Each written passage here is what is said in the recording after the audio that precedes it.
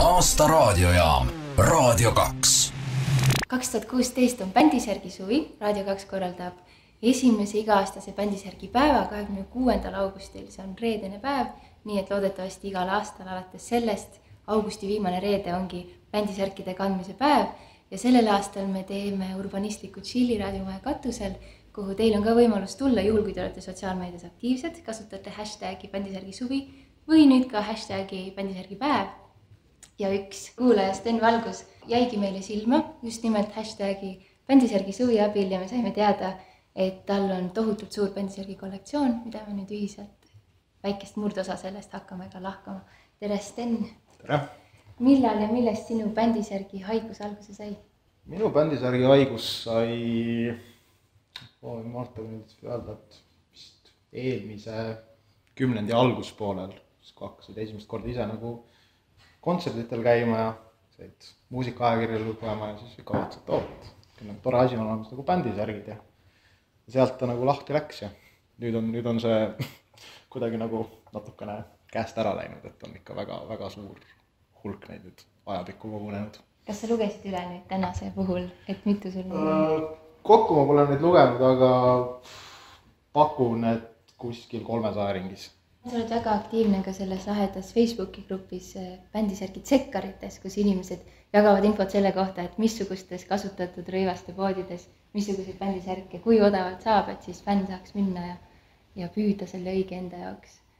Oled sa ise ka, sa alati pakud välja seal grupis, aga oled sa ise sealt? Ma olen pakkunud sellepärast, et sellega on see, et kui sa nagu leiad ise midagi sellist, mis sulle meeldib, siis sa ostad seda tavaliselt ära ja siis ega seda teistele ei jäta. Ma ühe korra olen nagu seda reeglit rikkunud, et ma olen nagu postitanud asja, et seal sekkaris on nagu see olemus ja peale seda, kui ma olen selle posti teinud, siis ma jõudsin järele, et pagan, et see on ikka nii perversne ja nii haruldane asi, et selle peab ära ostma, et see on tegelikult isegi siin laua peal olemas.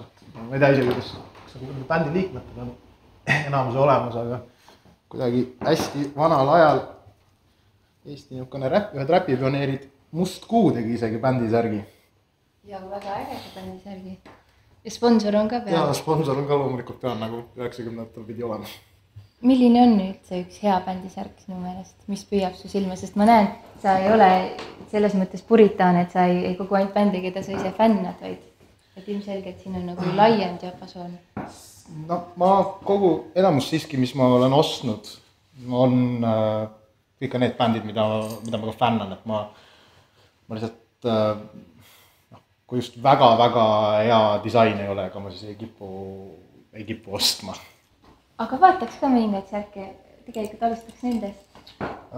Need on nüüd seotud sellise toreda bändiga nagu New Orleansi metal-legendid I Hate God. Nüüd aastal 2011 käisid Eestis, oleksin neid järgmine hommik lennujaama viima ja siis nüüd kahjuks juba hingusele läinud Estonian Air oli nende piletitega mingi huvitava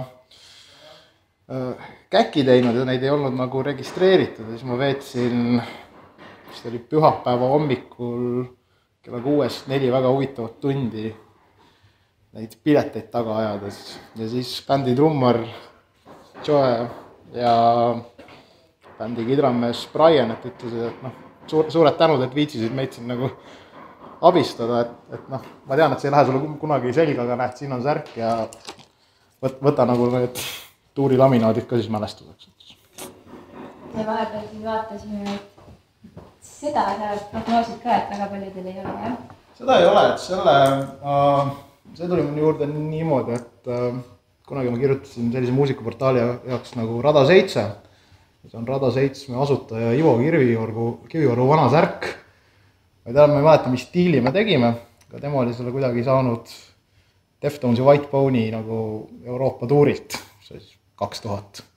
See kuidagi rändas nagu minu kätte ja siis nüüd on viimased 6, 7, 8 aastat minu kapis olnud. Kuidas sa hooldad oma bändisärke? On sul mingid nippe jagada? Ei ole. Tagurpidi ja pesumasinas 40 kraadiga ja... Aga tegelikult üks hea näide mul on sellest, et mis juhtub siis, kui nagu eriti tähele ei pane, kuidas oma särke peseb.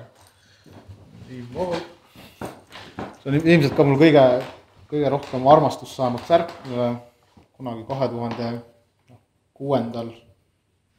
5. aastal sain.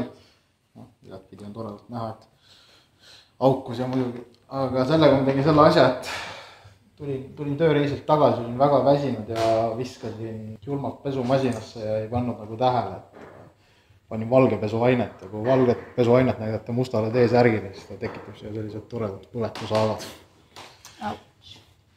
Aga noh, ütleme arvestades seda, mis seisus see särk on, siis ma arvan, et see annab lihtsalt talle sellele iseloomule lihtsalt juurde rohkem.